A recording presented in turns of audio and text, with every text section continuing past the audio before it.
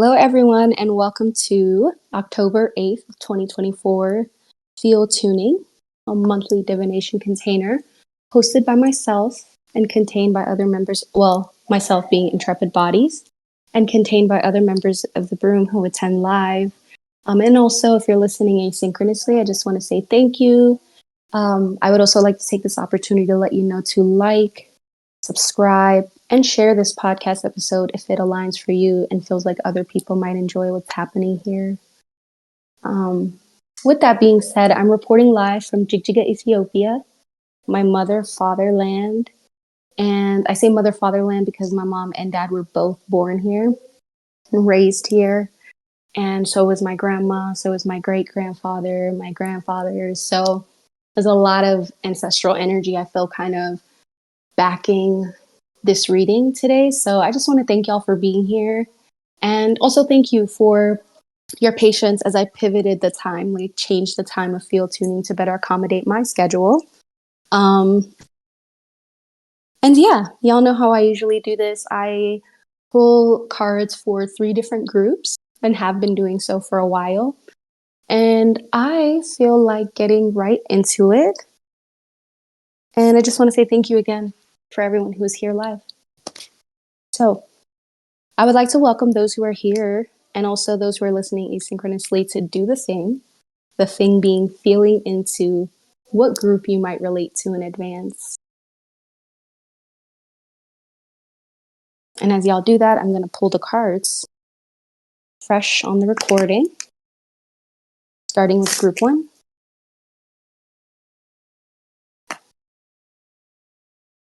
Spirit, would you offer us some guidance for the month of October? For group 1, for group 2, and for group 3.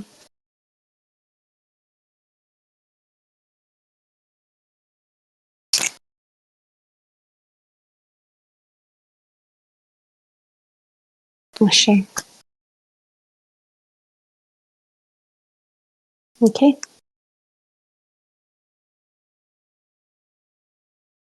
All right. And I'm going to pull the cards over and share them in the chat and then read them out loud for those who are listening asynchronously. So starting with group 1, we have the 6 of Cups in reverse, the 10 of Staves upright, and the Gaia card, the World card, upright for group 1.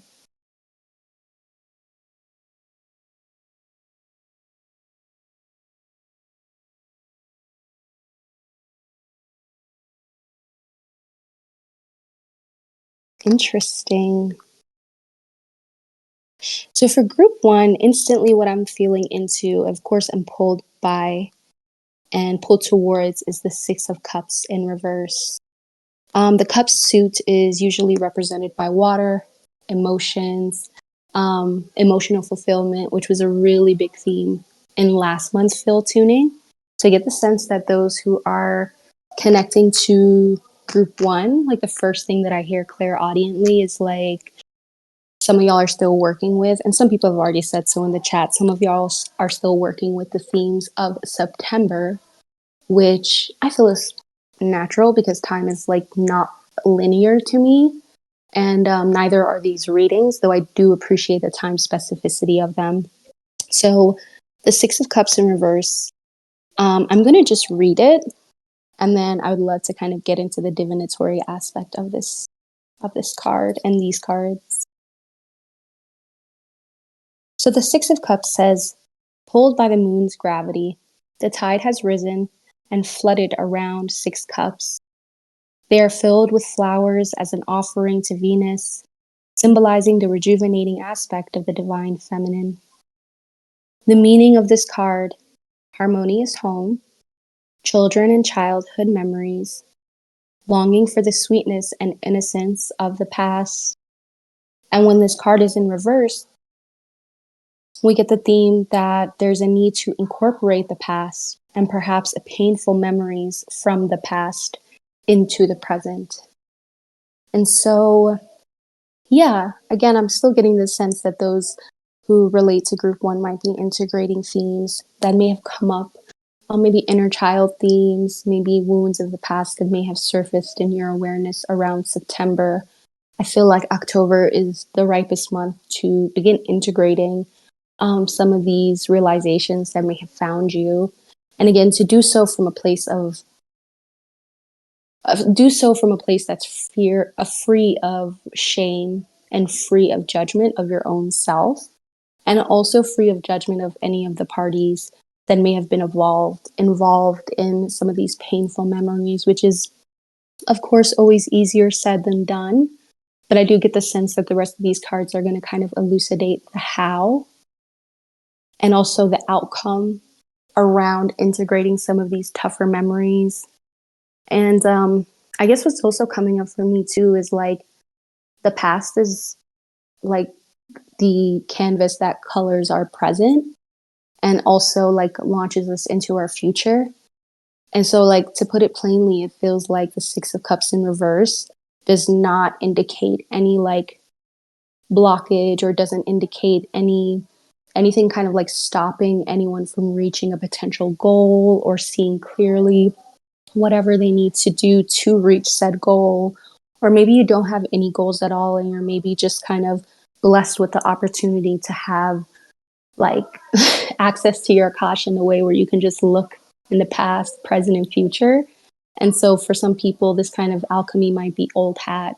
For some of us, this alchemy might be stuff that we're already involved in. And so I feel like the Six of Cups is like kind of, especially with it coming in reverse, it speaks to, yeah, the ability to see and the opportunity to see, like, yeah, you're going to have to integrate some of these aspects of your own memories, but it doesn't come without either opening roads for further outcomes or simply just freeing up your life force energy so that you can, yeah, so that you can actually like move forward, not just away from the past, but with an integrated sense of like your own self and who you were in the past and who you're coming to be, if that makes sense. Um, yeah, I'm gonna let that breathe for a second while I turn to the Ten of Staves.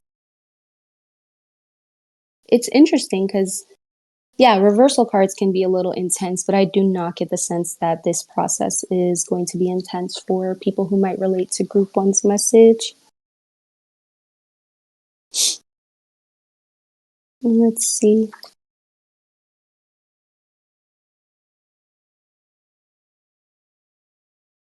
Okay, moving on to the Ten of Staves.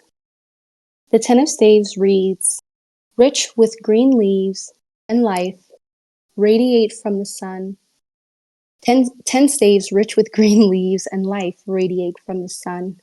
They are extension of the sun's life-giving force. The meaning of this card is the culmination of the creative venture begun with the One of Staves, success that becomes overwhelming with responsibility. Interesting. Interesting. I'm kind of pausing because I'm like, what a pivot from the Six of Cups in reverse to the Ten of Staves. It reads, Ten of Staves, rich with green leaves and life, radiate from the sun. They are extensions of the sun's life-giving force.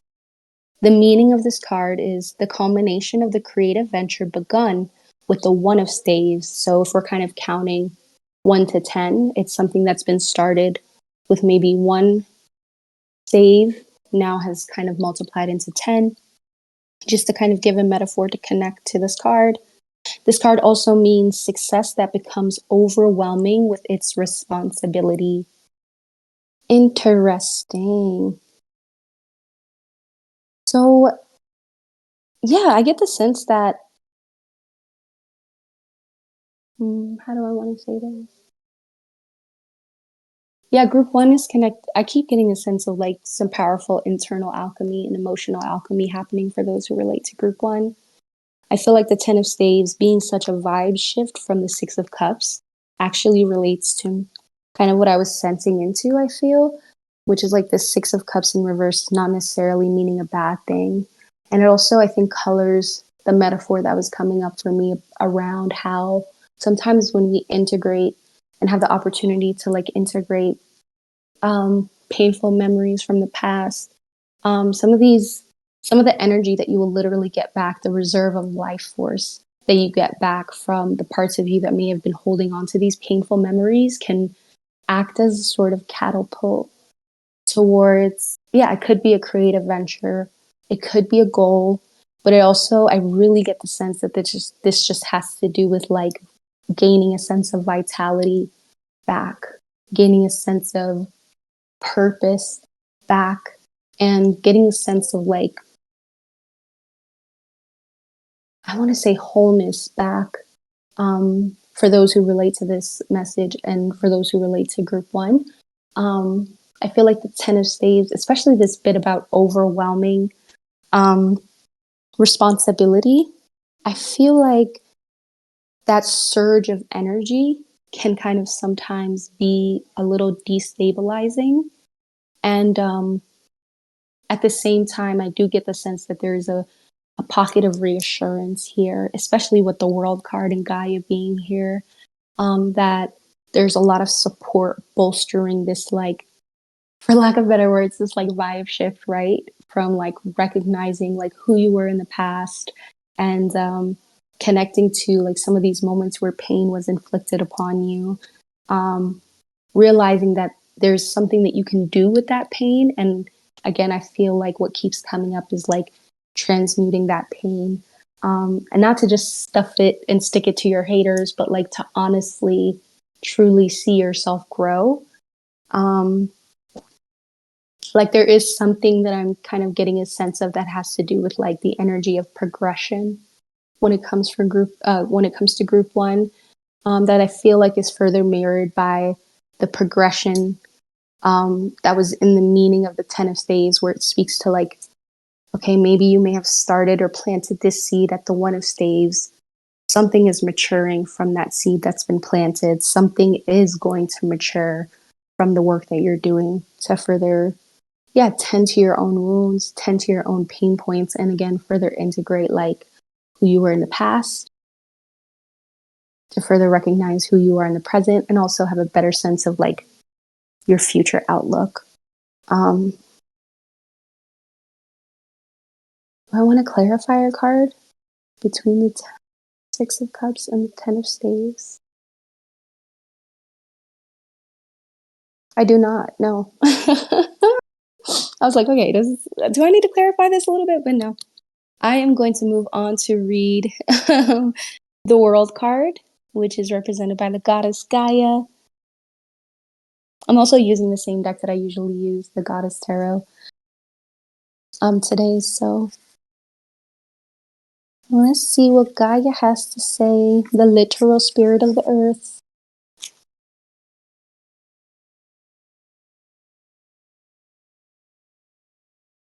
I also get the sense that people who are like vibing with group one probably already know some of this and have probably already been like stomaching some of these themes as like we're like in the first week of October.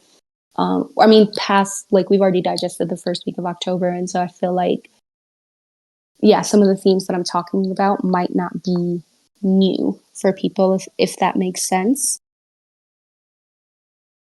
So let's see. Where is this Gaia card? Okay, here it goes. The world, Gaia. In ancient Greece, the earth was personified as Gaia, a goddess who existed before all life and created all life. The story of Gaia reminds us of the interconnection of all of the world and the importance of living in harmony with her resources. The meaning of this card: experiencing connection with the universe, a sense of expansion and hope, an awareness of the fragile ecological balance, travel, and communications. Hmm.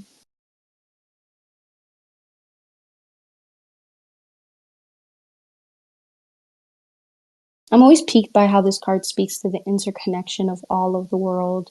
and the importance of living in harmony with the world's resources. Um,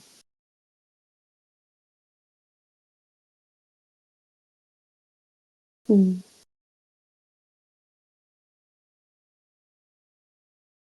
yeah, I feel like this relates to like the theme.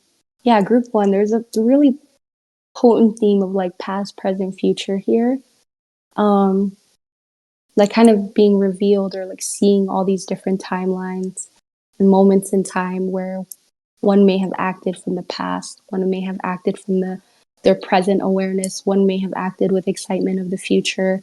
And feel like, yeah, like as I tune into, like,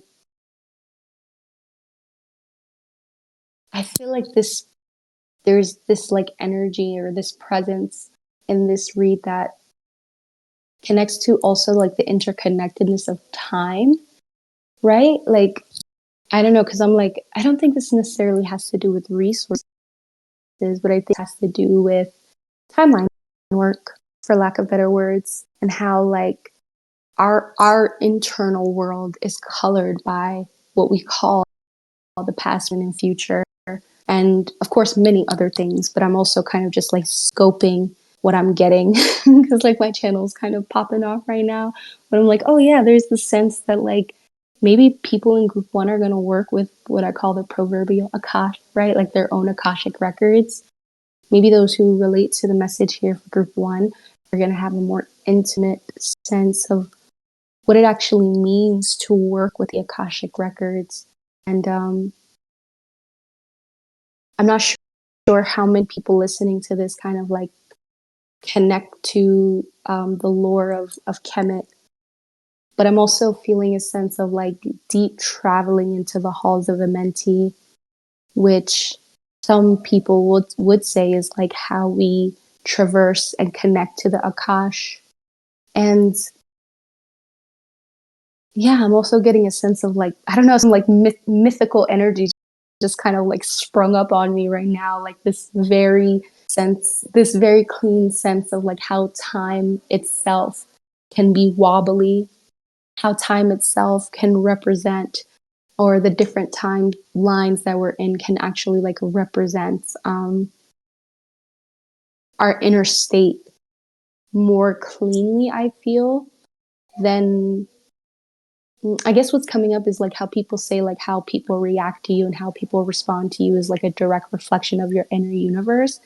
And I would like debate that by saying like your timeline is actually like the timeline that you're in, the mindset that you're in, the perspective that you're trying on at any given time, the land that you're on, the food that you're eating, the issues that are surfacing, which to me all correlate to like a timeline. Actually, I think more clearly, at least to me and in my lineages, reflects more cleanly what one's internal state is. And so, yeah, this Gaia card to me is kind of getting very esoteric and speaking to, I think, again, this interconnectedness around time, and how when we do that work of like braiding in the past, with the potential of the future, not only can like deep roads and like possibilities be open, I think deep transformational work can happen.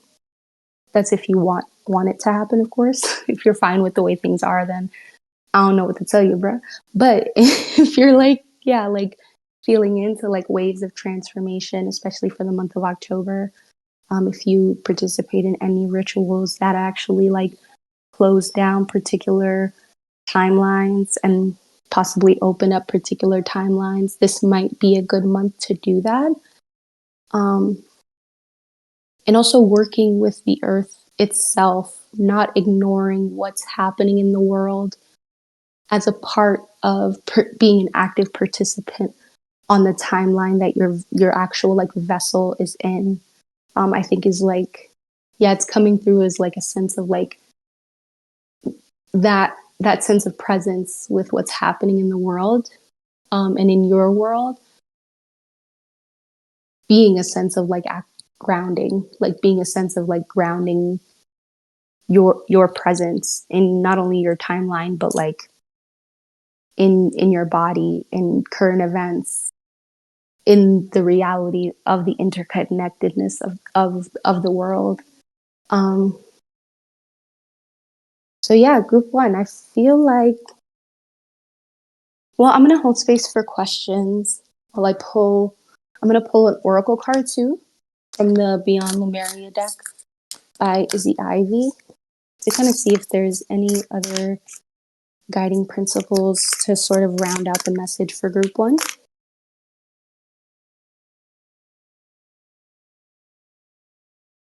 And yeah, I'll do that while I hold space for questions as well.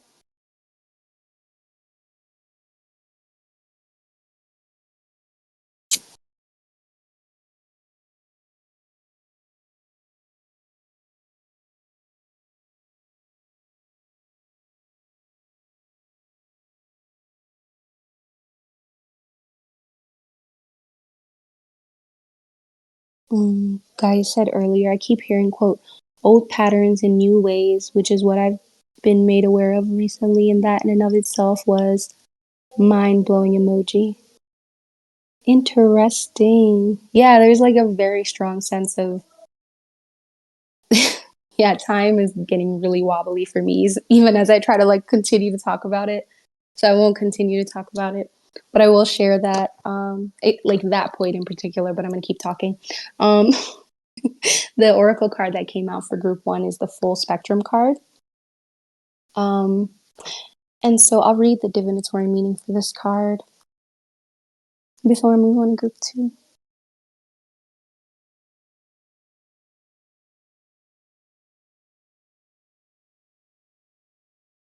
Full spectrum, creating heaven on earth by honoring the perfection of nature's cycles, going beyond the judgment of good and bad, the merging of duality, raw nature, earth wisdom, connecting to ancestors, shadows as fertile soil for exponential growth. The way forward is in the whispering of the land and honoring the full spectrum of life. The divinatory meaning here: step out of the black and white mentality of judgment, go beyond the concepts of good and bad. This card invites you to honor the full spectrum of life and find a new way of perceiving your situation. When we judge something, we create a story around it, and these stories often create limitation. Subconsciously, we gather so many of these stories over a life this easy way. We need to create a space of no story where miraculous healing can happen. This space empowers us to be all that we are and allows us to know our truth.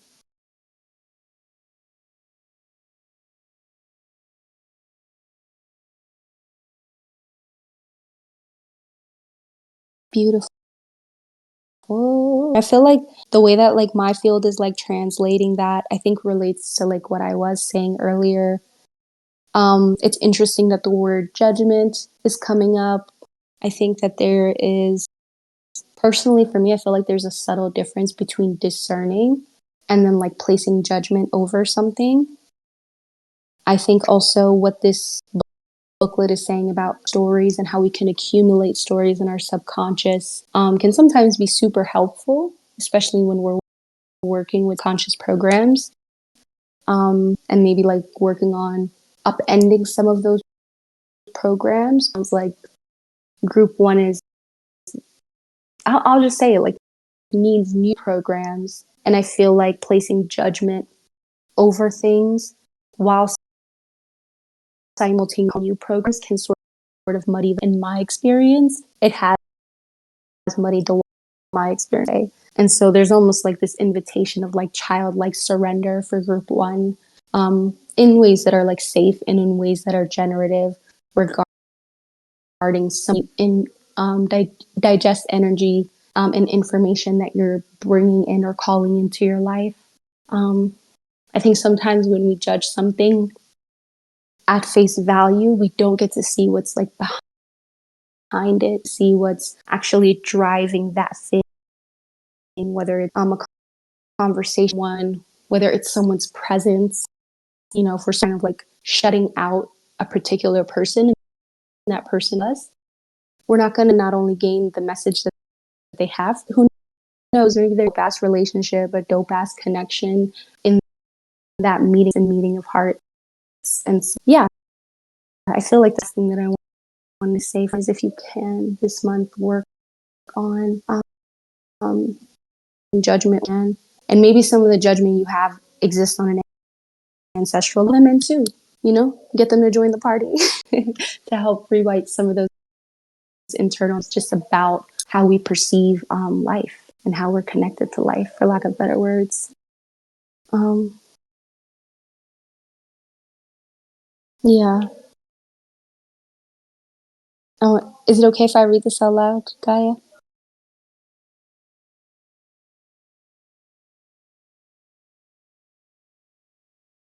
Okay, cool. Gaia says, been glitchy over here. I've been calling in new teachers slash mentors because I'm like, I want some guidance right now. Definitely. And I'm glad that you can be clear about that with yourself and honest about what you're ready for. I definitely feel like that's step one of like a larger process. So thank you for sharing.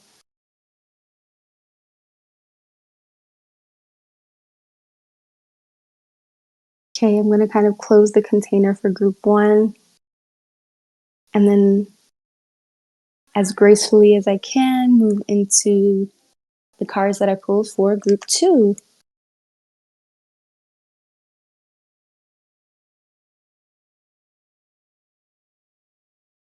I hope the background noise is not too much, y'all.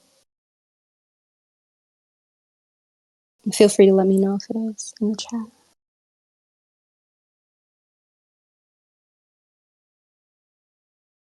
Okay, cool. Yay! Yeah, I'm like my aunt is having a whole conversation in the background, which I love. Ambient noise to me now at this point. All right, group two. The first card that we have for group two is Fortune, the Fortune card, which is represented by Lakshmi.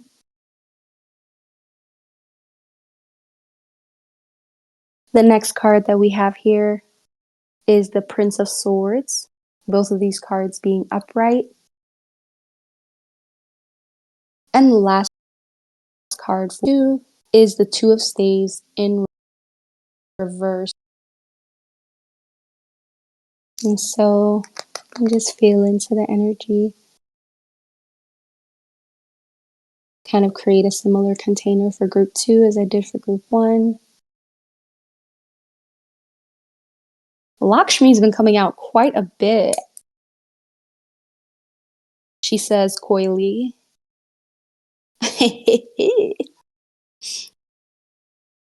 All right, let's get into it. Fortune, represented by the goddess Lakshmi. The Hindu goddess of fortune and prosperity, Lakshmi is believed to be attracted to sparkling jewels, which are like the riches she bestows upon her favored worshippers. The meaning of this card: the generosity of the universe, the ability to be open to abundance, positive expectations, awareness of beauty and love.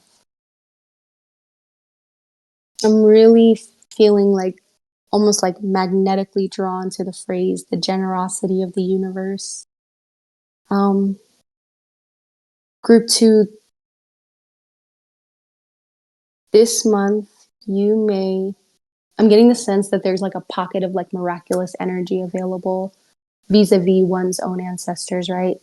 It's like I'm not bestowing this on anyone. I literally feel like I'm channeling like people's sky ancestors when I'm in this kind of container. And so when I'm connecting to the phrase, the generosity of the universe, it feels like there's a pocket of miraculous energy available for those who connect to group two.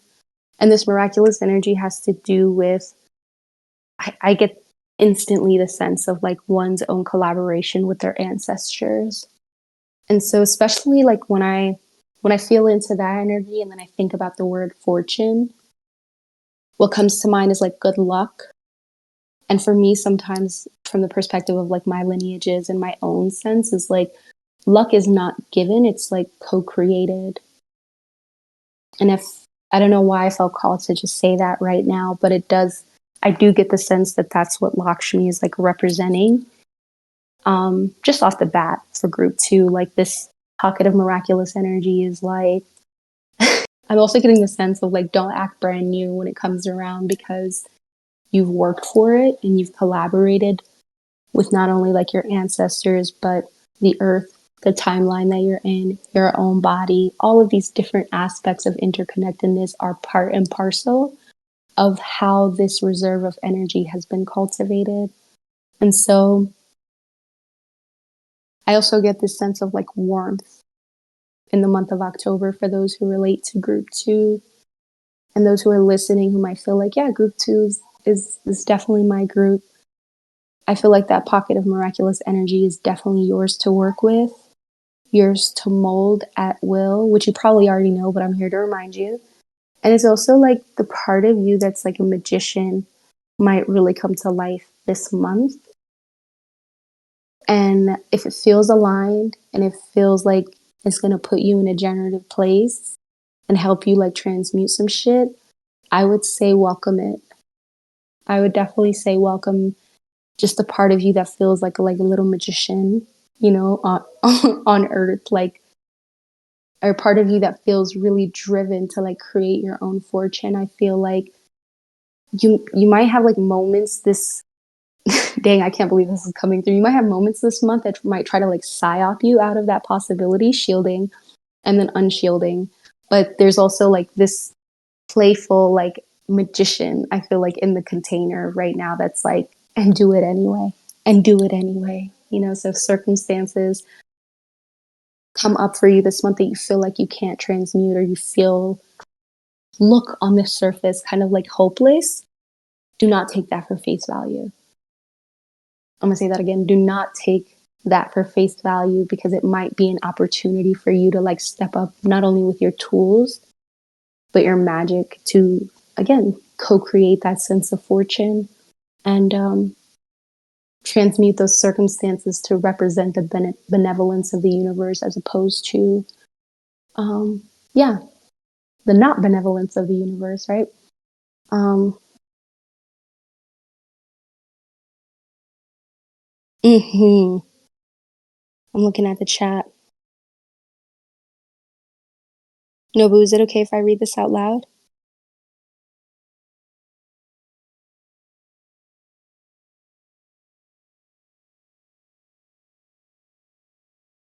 Okay, cool. Nobu says it's giving, quote, self propulsion versus firing at other people for me. Ashe. Yeah, definitely. I'm kind of feeling into like firing at other people. Ooh, okay. That really brought the whole spread to life for me. So thank you for saying that. And I'm gonna put a pin in that and come back to that phrase because I think it relates to this two of staves in reverse. But I'm gonna read the next card in the order that they came out, which is the Prince of Swords.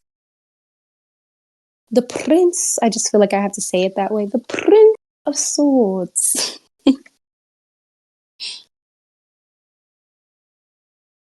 So swords represent the mind. They represent air. They're also connected to Isis, which feels important to name here.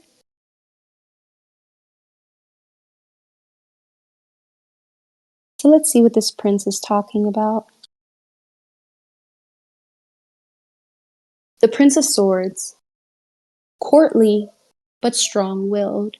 The Prince of Swords uses language so that there can be no confusion about his intentions. He is a messenger bringing needed information or clarity. I was like, which one of these cards is ancestral? And like, I just kind of like asked that to myself as I was like reading the fortune card. And I definitely just kind of got the strongest nut that the Prince of Swords is representing some dank ancestral energy here. So Let me get back to this card and what it means. So he's a messenger bringing needed information or clarity. The meaning of this card is news that brings sense to a situation, messages, communications, the ability to create influence, someone who personifies this role. Hmm.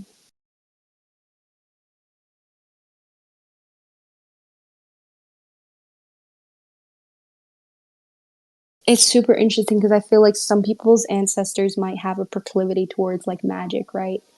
Um, and I feel like magic can present itself in many different ways. But one sense of magic that I feel like I won't say it's overlooked, I feel like it's just underutilized is the magic of word weaving and how that relates to not only creating or like kind of, I won't say creating, what's the word that I'm looking for? Capitulating the fabric of one's own reality. I feel like it also can be part of the words that we use, the state that we're in when we are using words can also be a byproduct, or not a byproduct, can also help co create our fortune, can also help co create our good luck, can also be the thing that, specifically to like Nobu's point about self propulsion, I feel like words can honestly propel us, especially the more true to the root they are, the more sifted they are. And I feel like this Prince of Swords represents this side of magic making that is very conscious, that is very out in the open, that is what some practitioners would call shielding white magic, right? Magic that other people can see. I feel like for me relates very clearly to like word weaving. And I think that this Prince of Swords represents that, even the way that he's postured in this card as like a courtly figure, hand on his sword, I feel like represents this sense of like readiness that is being offered as an opportunity for people who relate to group two to embody like being ready to create your sense of fortune, especially this month of October, with your words, and also being mindful of how specific word weaving can also like cut down our fortune, which is just like I feel like the other side of that polarity, right? As much as we can create with our words, we can also destroy with our words. And so I do get a sense that there's this it's very palpable for me right now. So let me not beat around the bush. The ancestors are definitely in the room, and it feels like there's a sense of ancestral energy that's like watch your words and like be mindful of your words. Um, and not only be mindful of them, which represents like speaking less. I think it's about like speaking more and doing so with more accuracy, understanding that the throat chakra is also part of that magic making and world building, and understanding that, yeah, finding a sense or maybe some space to connect with ancestors who maybe were like very skillful writers. Um, I'm just like making offerings to the container too, because I'm like, so many of my ancestors are and have been poets, both living and I feel like the ones who have passed. And I think that so much of their poetry was unpublished, unrecognized, unseen to the greater populace, but it was also the same is their words were the things that not only propelled reality for themselves, but propelled reality for like the communities they guided, the communities they took care of, and the families that they cared for.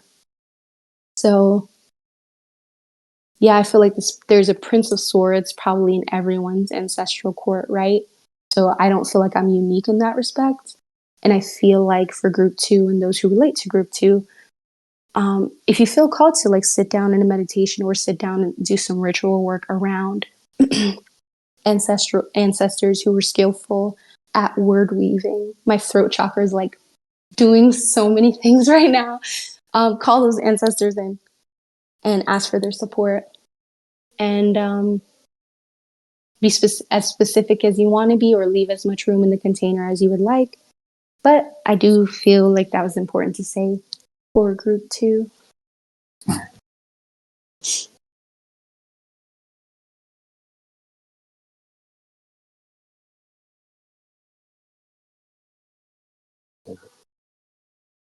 Yeah, I need to take a sip of something because my throat chakra is being very active right now.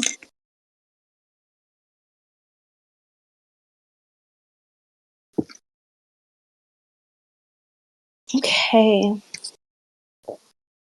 Do we need to clarify for any of these cards? No. Two of Staves in reverse. I feel like I may have channeled the message already, but I'm going to read it for posterity.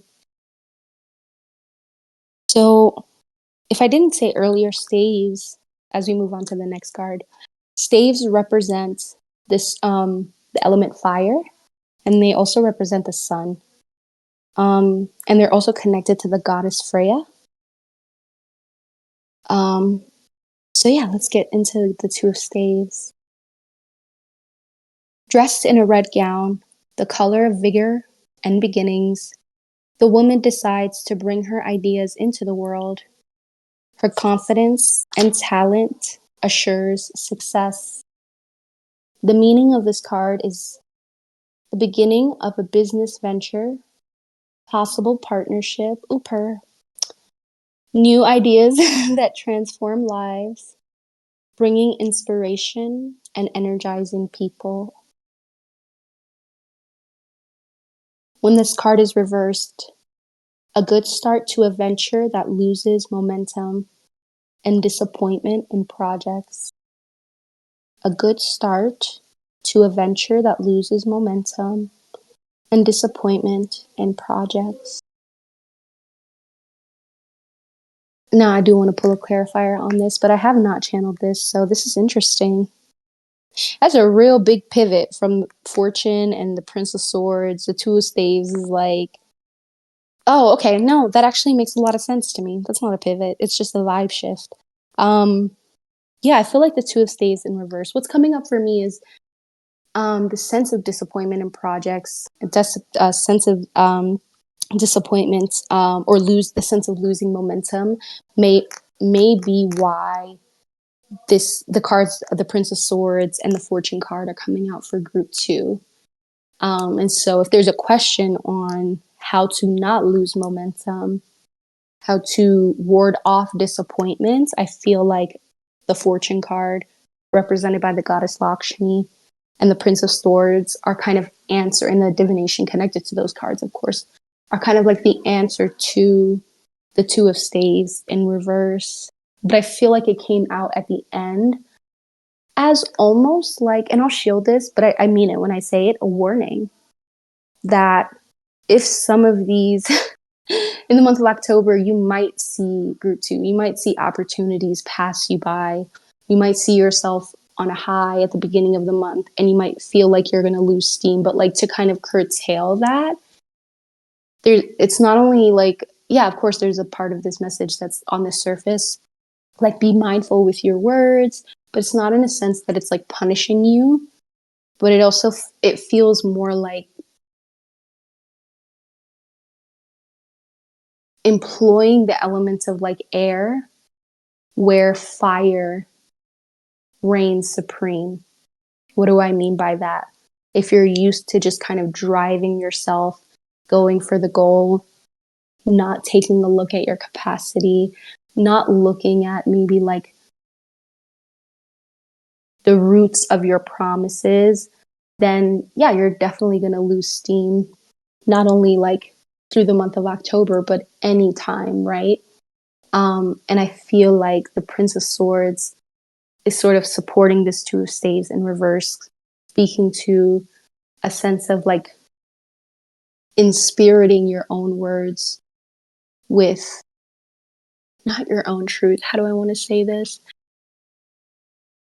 Inspiriting your words with the work of actually working with your ancestors, inspiriting your projects, inspiriting the momentum that you do have by doing something as simple as being like grateful for it, right? Inspiriting the drive that you do find this month by doing something as simple as being grateful for it. Inspiriting your words by understanding that no one's expression is 100% perfect, and doing like that kind of ritual work of like calling in your ancestors might be the thing to actually drive some of these projects home, because I do get the sense of like with group 2, um yeah, there's a sense of like, I want this outcome, I want this outcome, I want this outcome. And so I feel like there's part of group 2 that like really has their like magical skills on lock, and then there's a part of group 2 that's like getting comfortable with the idea that like words are spells and spell making. And so I'm kind of feeling like a split, not a split in between the middle of this container, but like larger threads of energy feeding this container of group 2 in different ways. And so again, I'll make some offerings, metaphysical ones outside of time and outside of the container. Is there room for a clarifier card for the 2 of staves? No, but I will pull an oracle card. Yeah, I get this sense that it's funny because I think it was Gaia earlier who used this word honor. And yeah, there's this interesting thread between what I was feeling earlier for group 2, if this aligns, of course, between like fortune, magic making, word weaving, and honor, and those themes being very present for those who relate to group 2 for the month of October. But I am curious to see how the oracle card is going to kind of pull this all together.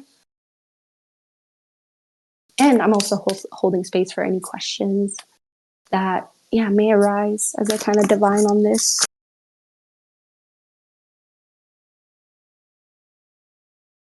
For group 2. Boop, boop, boop. All right, awesome. I'm going to share this in the chat. I'm going to share which oracle card came up.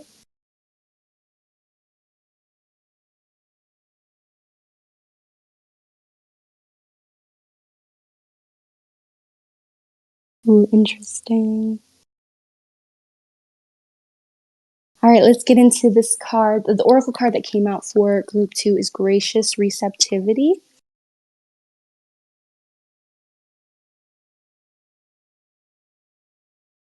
Gracious receptivity, gratitude, being thankful, receptivity, giving without expectation, how worthiness and self-love can affect your capacity to receive and to give without depletion, overflow over obligation, thriving over surviving, and gifting economies.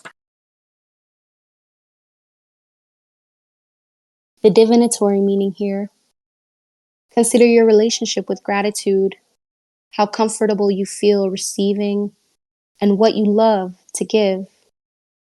Are there themes that allow you the joyous overflow of giving without limitation? How can you add this to the lives of others or yourself more often, away from the fear that you will get quote unquote used up if you give without guaranteed reciprocity? Are there areas where you are overextending yourself? Can you give more from areas where you are stronger and have more skill and capacity? Right now, you may feel you have little to give. If so, allow yourself to receive more. The gift of the sun on your face on a winter's day, or a compliment from a stranger. Allow yourself to drink every drop. After all, it is up to you how deeply you wish to drink of the gift that is shared. Often we take only a little sip, even when there is so much more we could appreciate. And yet it is beautiful when you give to someone or yourself and you light up and receive it fully. Gratitude, Self love and self worth are interwoven with the capacity to receive. Together, they will nourish your soul. Step into your heart space by listing all you are grateful for and notice how full you start to feel. From this place, your gifting capacity can spiral upwards. Hmm.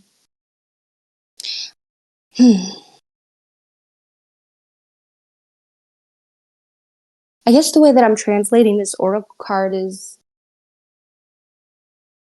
relates to kind of like what I was saying earlier about how like the benevolence of the universe um might be up as a theme for group 2, and how, especially when it comes to the process of manifesting outcomes or manifesting in general, a lot of people do say this, and in general I usually agree that gratitude is a huge step in that. But I also love how this oracle card speaks to gracious receptivity. So it kind of has like a directional, it's kind of directional in the sense of where it's kind of, this divination is like pointing to where to direct that gratitude. Um, and yeah, I feel like for group 2, I won't say like you need to develop a gratitude practice. I won't say that you even need to list all the things that you're grateful for. But I have noticed in my own personal practice that when I just kind of take stock of what I do have, and it does not have to do with material resources all the time. Sometimes it has to do with like my literal health, alhamdulillah. Sometimes it has to do with the fact that I feel on most days of sound mind and body, alhamdulillah. I'm like grateful for the fact that like I didn't slip on a mud puddle, right? Like these little wins can really stoke one's self confidence. And then when it comes to like the whole egregore around deserving, I feel like we're better equipped, and I have felt better equipped kind of dealing with themes of self love and deserving when I notice how full my cup is in the way that it's already supposed to be filled. And what I mean by that is I'm not spending my time doing that comparative, like mental, not engaging in comparative mental gymnastics that would literally take me out of what my vessel has to sustain itself, right? And so I feel like that's one part of it. And then another part of gracious receptivity is, of course, how readily we can offer to other people. And so, again, I'm not saying that we need to just turn around and give away all our belongings, like, start sending out text messages to people, being like, I love you, and like love bombing them, right? I don't think that that's what this is about. But again, working from a place of capacity and a place of like a full cup, I have felt and I have found for my own self, and from the perspective of like my lineages, that not only can I give without thinking about what I can get back, but I can give in a way that, again, doesn't engage in those mental gymnastics. I don't know why I'm struggling with that word, gymnastics, around like, well, this person needs to make sure I get this back, or this person needs to make sure that they text me because I messaged them first. And I got to make sure that because I gave that person tides that I'm going to get good luck later on today. And I think this is also like channeling the linearity of fortune, the linearity of what we would quote unquote call good luck, and also the linearity of shielding deserving, right? And so for group 2, I just kind of want to leave you with, yeah, that sense that kind of tie it all back together for like towards like what the beginning of this message was about, how co-creating your own fortune is an art, and usually takes more than one person. And so if you can find it within yourself to either build a practice or just keep that in mind for the month of October, I feel like the sense of like word weaving or however your magic presents itself is number one going to become more clear, hopefully. But also, again, that miraculous reserve of energy, instead of like burning it all down and not even tapping into it, this month you can actually like work with that reserve that your ancestors, the earth, and all of these spirited energy sources that you're connected to have been helping you cultivate before this month of October. Um, so I don't have one-off thing to say for group two. That felt like a very packed message. And so I'm gonna take a step back, let the container kind of float up a little bit, and then I'm gonna read the chat now. Ooh, interesting.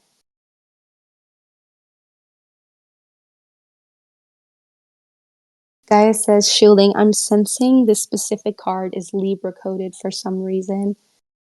I would love to hear more if it feels aligned on yeah, like how you would translate that for other people. Anna also says, dang, this is so timely, Hoda. It's 8:08 here on the dot.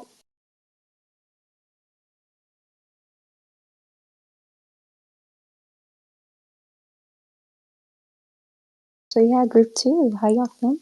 Y'all all right? Big messages, big themes. Also get the sense that some of y'all might already be working with them, so some of what I said might not be all that new and might not be all that unique.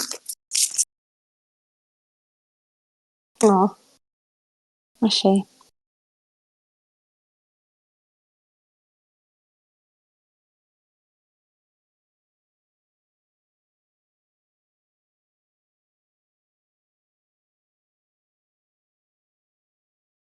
Gonna take a sip of my exotic sparkling water, aka my Sprite. I don't know why that tickles me every single time I say that shit.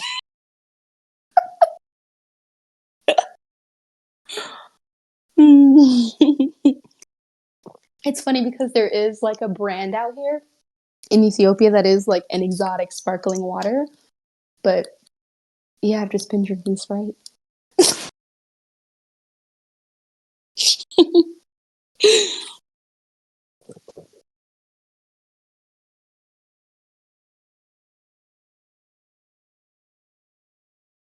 Ah, that makes sense, Gaia, for sure. Thank you. And yeah, if you still, I do want to say and invite folks who are listening asynchronously to sign up on Buy Me a Coffee and take this time, shameless plug, sign up for membership on Buy Me a Coffee to be part of the pot holders membership so that you can not only join live containers, but each field tuning comes with like a post party chat, which means, yeah, there's like a thread where we disambiguate and kind of, I won't say check in throughout the month, but I definitely have been doing check ins to see how folks are handling the divination, how things are sitting with them. So if you're listening to this and are like, dang, I wish there was a space where I could like unpack some of this shit with Hoda, scroll to the bottom of the details of this episode and become a member today for only $5 a month. And if you're not ready to make that kind of fiscal commitment, I totally understand. Feel free to message me. I am at Intrepid Bodies on all social media, and we can talk about a giveaway membership for sure. But I would love to have y'all here.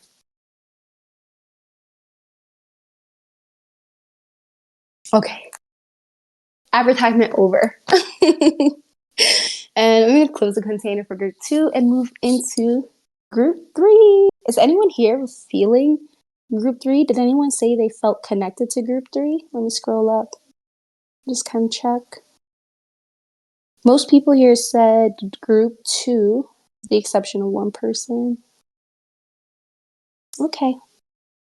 So group 3 might be for an asynchronous listener. Hey, how y'all doing? And so I'm going to share the cards for group 3 in the chat. Guy says it's 111 here. Ashe. All right, group 3, welcome to the chat. We have for group 3 the 7 of Swords. Then we have the Beginnings card, represented by the goddess Tara, followed by the Princess of Pentacles for group 3.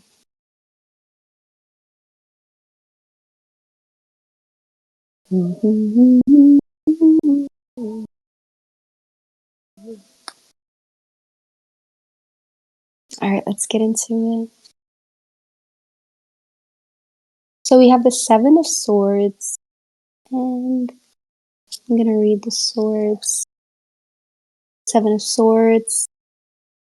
Again, the swords represent, in this deck at least, the air elements. They also represent salt. Salty. You feeling salty? Salty. And it also, sorry. Again, the swords is represented by the goddess Isis.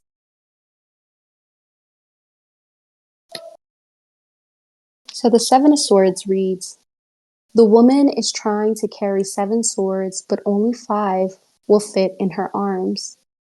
As she looks over her shoulder, she hopes the swords left behind will not be used against her. Ooh. The meaning of this card, the ability to defend oneself in a difficult situation. However, energy should not be placed in recriminations, a need for caution and examination. Ooh.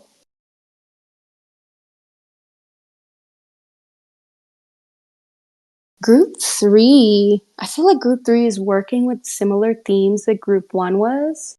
So instantly what I get from this 7 of Swords card is that members who relate to group 3 might also be working with their own ancestral Akash.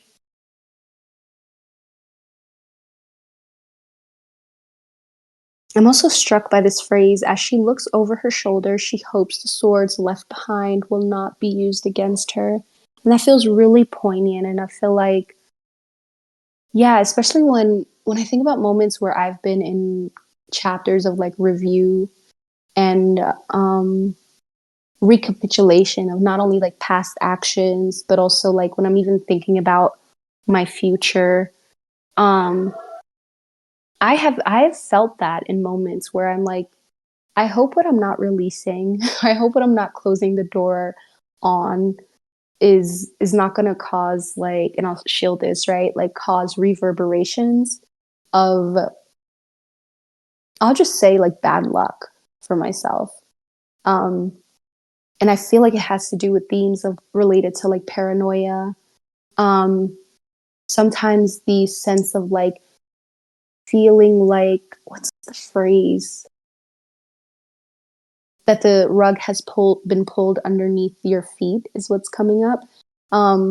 Yeah, like the sense of like, okay, if I left that thing behind, is it really like behind me? Is it really behind me? Or am I gonna like, is it gonna come up again? Am I gonna cope in the same ways? Is kind of like what my channel is kind of like popping off right now. Is kind of like what's coming up for me. And so I don't want to shame any of these emotions that I'm speaking to either, but I feel like those who relate to group 3 might be putting down some swords, putting down specific battles, and doing so from a place of like hope that these battles won't come up again. And if they do, that the person or the people involved or our own selves, right, may have the grace and the know-how to respond differently. I definitely struggle with this because I'm a bitch who holds grudges, and I'm not ashamed to admit it.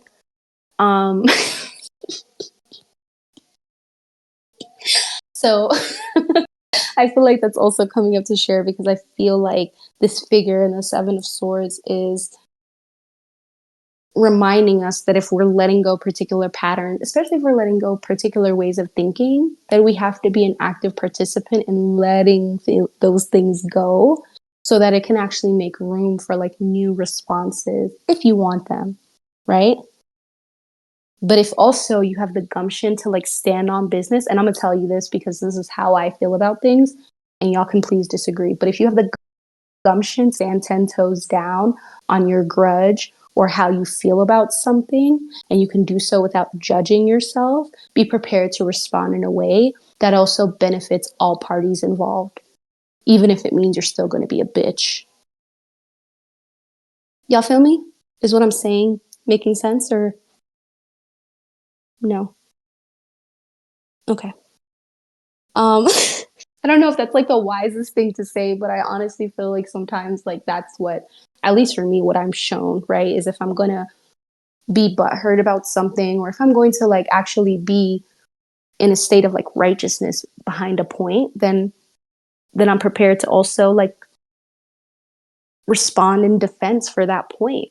And honestly, it feels like the energy of this card is like be prepared to like fight your own battles, take them out of the mental plane and get into the dojo with them.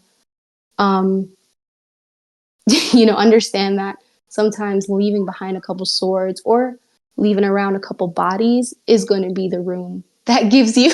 This sounds so cold blooded, but I do not care. But it's the thing that's actually going to take you to what the next card is saying, right? This new beginning, this 0 point, right? And you're not doing it from a place of judgment. It's not even discernment. It feels like, honestly, like this primal, like response that some folks in group 3 might be faced with in the month of October. And I don't want to lie about the fact that battles like that definitely call for a lot of capacity, but you're not going to find that capacity in your head.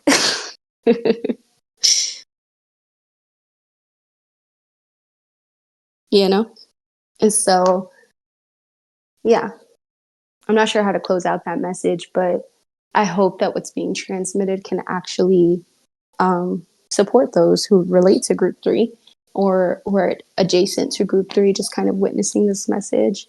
Um, I guess also for me, I've kind of gone through lots of initiations where, yeah, like I've literally been battling with stuff inside my head, and then the opportunity to like speak to or talk about or air out those situations presents itself, and I take them every single time. I take them every single time. I take them every single time because at that point, I'm past the point of moralizing my behavior, and I'm past the point of moralizing when people do me wrong. It's blood. I'm from New Orleans. It's blood at that point. And I'd rather fight it out than let another person stay repressed or let my own sense of self, instead of honestly internalizing that war, right? I'd rather air it out and let the chips fall where they may. Um, yeah, but please disagree. Um, I'm going to I'm gonna hold space for any questions. I see some people aligning with shit that I said in the chat. It did. It did. It did.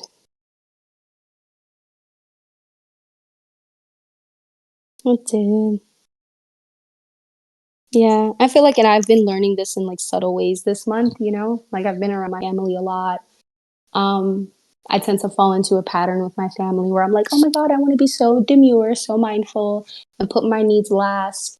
And then suddenly this undemure, unmindful person comes out, and I'm like, oh, I guess I was not joking about what I needed. Like, I need to be driven to X, Y, and Z. I need you to give me my money so I can do X, Y, and Z. I'm going to leave the house so I can do X, Y, and Z. And I mean it. And so I also want to speak to the fact that it could be like for group 3 and for those who resonate with this card, right? It can show up in myriads of ways, show up as interpersonal conflicts. It can show up as speaking up for our own needs. It can show up for, again, taking battles out of the mental plane and standing on business and actually like letting them play out in the material and letting the chips fall where they may. Um, And yeah, I feel like the grace that I mentioned has a lot to do with, maybe for those who relate to this, having grace for our own selves, right? We're not one dimensional people. We're not, even two dimensional. Hell, some of us aren't even three dimensional, okay? And I feel like, yeah, that's kind of like the closing message with this is like, there are many sides to each person. There's a universe inside of each of us. And so I feel like if we suppress that side of ourselves, shit can get really unhealthy really quickly. So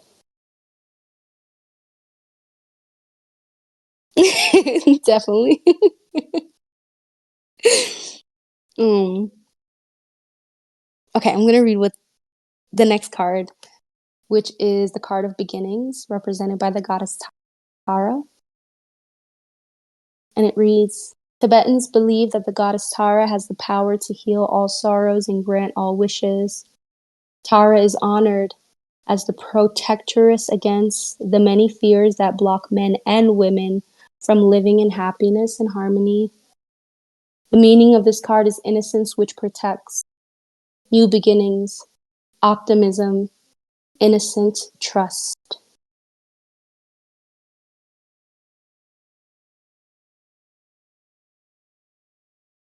Yeah, group three, I feel like group three is going to be working in their Akash in a way that burns away fears that have them afraid of how they're being perceived by other people. Um, Again, I do feel like this is related to inner child theme as well, similar to group one, but in a way that's like, yeah, some of us may feel called to act as the protector of our inner child this month.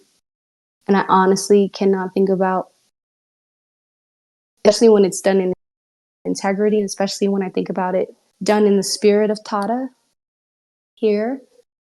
I honestly cannot think of anything more beautiful for anyone who aligns with group three and beyond.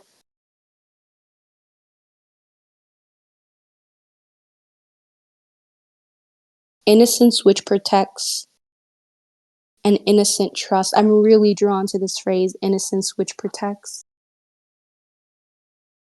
So group three, if you're faced with opportunities to stand 10 toes down to not only protect your innocence but other people's, take it and see what happens. And if you're not ready to take it, pray about it and see what your ancestors and the earth and the spirits that you're connected to have to say about it. I do not get the sense that there's any ritual work coming up for group three, which is really interesting. Yes, Jess says, I'm hearing justice. Yes, do not be afraid to deliver justice on your own behalf. And if you are afraid, investigate, see what you need to do to burn up those fears. Ask your ancestors, what can I do? What can I do to be a co-conspirator of bringing justice to myself? Am I waiting for justice to find me? Or am I calling it in?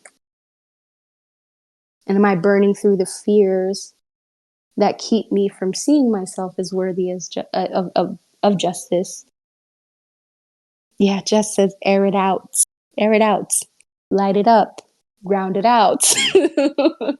Let it flow. Call in all the elements. Do what you need to do, okay? Yeah, and I do get, as I'm even channeling like the divination, I'm getting really like fired up within my own self because I'm remembering times where I've had to do that and have done so while I was shaking and have done so with tears in my eyes. But I have definitely delivered justice to myself and would do it again. You feel me? So I'm going to make some offerings also to group three outside of the container.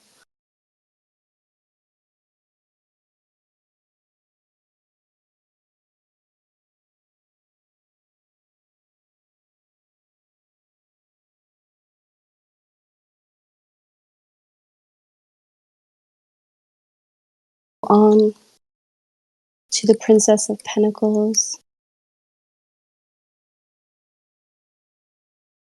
The pentacles representing earth, the elements earth and gold, and also connected to Lakshmi.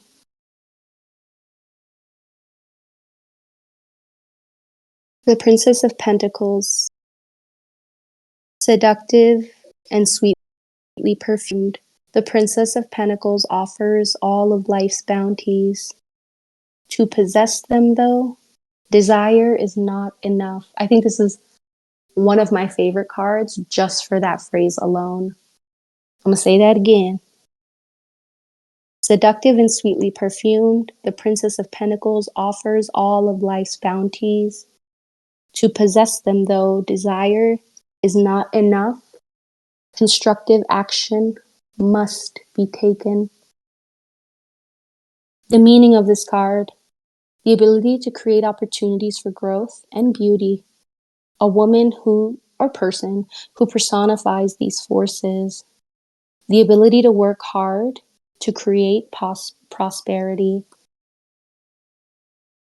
I'm getting a very strong sense that group 3 is going to see how deeply interwoven their sense of creativity is, and their ability to dream and imagine is connected to their inner child, and how this our inner child, those who relate to group 3, of course, could be represented by this Princess of Pentacles. And on the one hand, group 3 may be faced with opportunities to bring justice to themselves. They also might be faced with opportunities, and I say faced very lightly, right? Blessed with opportunities to bring themselves not only abundance, growth, beauty, but to do so in the spirit of protecting one's innocence, understanding that beauty, wealth, creativity, and your imagination is inherently, I feel, connected to your sense of innocence and childlikeness. And so I don't feel like this Princess of Pentacles is an emblem of what's to come. I do feel like because group 3 is connecting to their Akash very similarly in a way that group 1 is, that they may actually see, and just like in a meditation or while they're cleaning or doing laundry or walking, they might be like, oh my God, that idea came from here because this is what I was connected to, and that's what my inner child always wanted to do. And those sort of full circle moments not created because we want them to happen from a conscious place, right? For me, at least, sometimes when I realize that I'm in a full circle moment, I realize that I've been co-creating that moment for years. And I've been doing so by virtue of not only delivering justice and protecting my inner child, but also acting on the impulses of this primordial self, this innocent, blessed inner child that each of us carry the spark of, at least to me, not only deserves protecting, they also deserve somebody to like bet on them, someone to believe in them. And that person for group 3 in the month of October, y'all might see that it's you. I got to bet on you. And sometimes that process is incredibly isolating. Don't ask me how I know.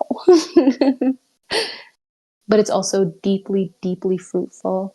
And I literally am getting verklempt just talking about it because, yeah, group 3 might even be for me. Who knows? But I feel very connected to this thread because it's a process that I'm constantly recreating myself through.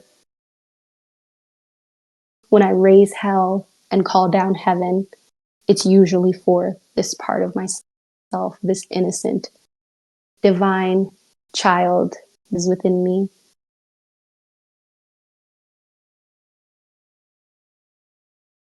So yeah, group 3, I'm going to pull an oracle card to kind of see how, yeah, kind of feel into how spirit wants me to wrap up this message.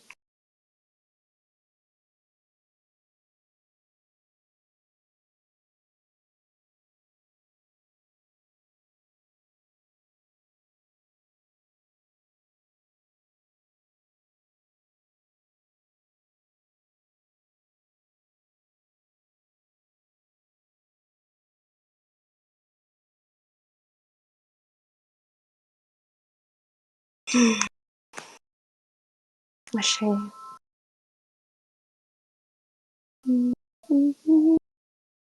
The card that came out, the oracle card that came out for group 3 is the card Alignments. Card number 18. So I'm going to read the divinatory meaning here. alignment, inner integrity, being a quote unquote vibrational match for what you want to bring into your life, manifesting from a place of love over fear, energy flows where attention goes, subconscious sabotage, and seamlessly actualizing our dreams. The divinatory meaning. Look at where your desires and manifestations are being seeded. If your plans or dreams aren't unfolding as you would like them to, it's time to take a deeper look at other areas in your life. Is something out of step with your integrity? Are you making decisions through fear or love? If it is through fear or avoidance, your manifestations may seemingly backfire to encourage experiences that will bring you back into balance. It is time to become a quote unquote vibrational match for what you are seeking. Instead of striving harder for something, cultivate the feeling of already having all you seek. You will be surprised at what this shift in perspective creates.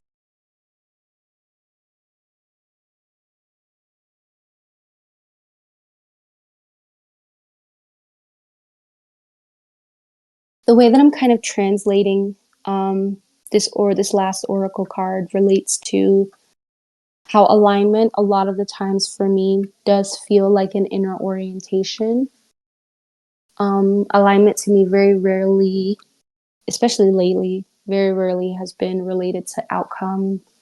I feel like what actually I've been sort of seeing in my life is like outcomes usually come into my life the longer I can stay in alignment. And then I don't know if my guides do this on purpose, but they be trying to keep me in alignment for such a long time, so much so that I forget about the desire and then it comes into fruition. I'm like, oh yeah, I forgot about that. I did want that. And I feel like I feel like why I'm saying this and why I'm sharing this, I have to do with the fact that a lot of the times I say this in field tuning that I do not think the purpose of divinations is to become outcome oriented, but it's also hard not to notice the outcomes in your life and how different they are once you are practicing. I won't just say alignment, but I'm going to borrow the phrase that Izzy Ivy used, right? This inner integrity. And it's really hard for me often. And I wonder if it's the same for other people to not notice how things will shift, sometimes instantly. Um, Whenever that inner compass is sort of tuned to a sense of integrity that considers your whole being, as opposed to just being outcome oriented. And again, there's nothing wrong with outcomes. There's nothing wrong with calling in outcomes.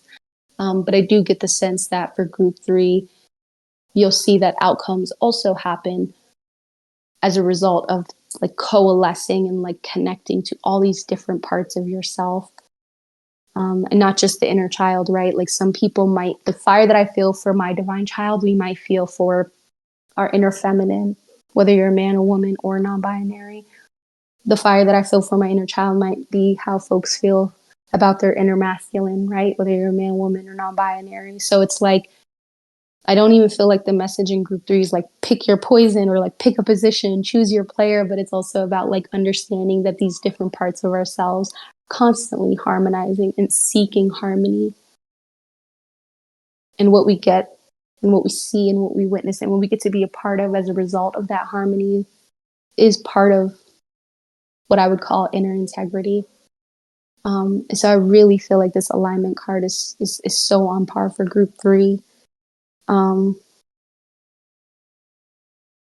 Yeah, and I feel like, again, I'm not getting any rituals or anything for group 3.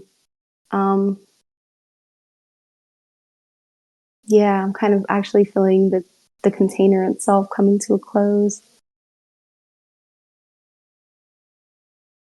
But I'm going to kind of properly close the container for group 3. Make a couple more offerings for those who may align, especially if you're listening asynchronously. Please let me know how any of these divinations may have aligned for you.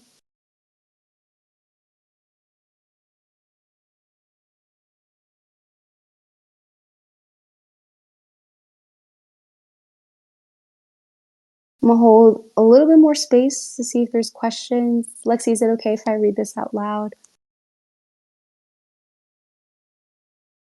Lexi says, I feel like field tuning divinations help to keep me on a generative track and affirms me in my spiritual practice regarding noticing outcomes. Ashe. Thank you for sharing. It definitely does for me too. I've noticed that I actually don't pull cards as much for myself. And I really look forward to like sitting down and pulling cards in this container. So I really appreciate that reflection.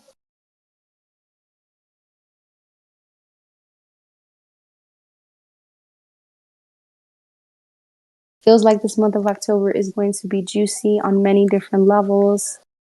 I'm looking forward to also supporting, um, yeah, these different groups outside of time and containing these readings outside of time. Oh, some cards just fell. I did want to say also, if you feel like supporting me as I contain and support y'all, you can definitely feel free to send donations to Cash App, Venmo, or PayPal. And I'm at Intrepid Bodies there as well. But I do want to say thank you all, especially for those who are here live. And I'm looking forward to hearing, yeah, how this divination and just the month in general goes for y'all. Thank you all so much for listening, and I will talk to you all soon. Peace.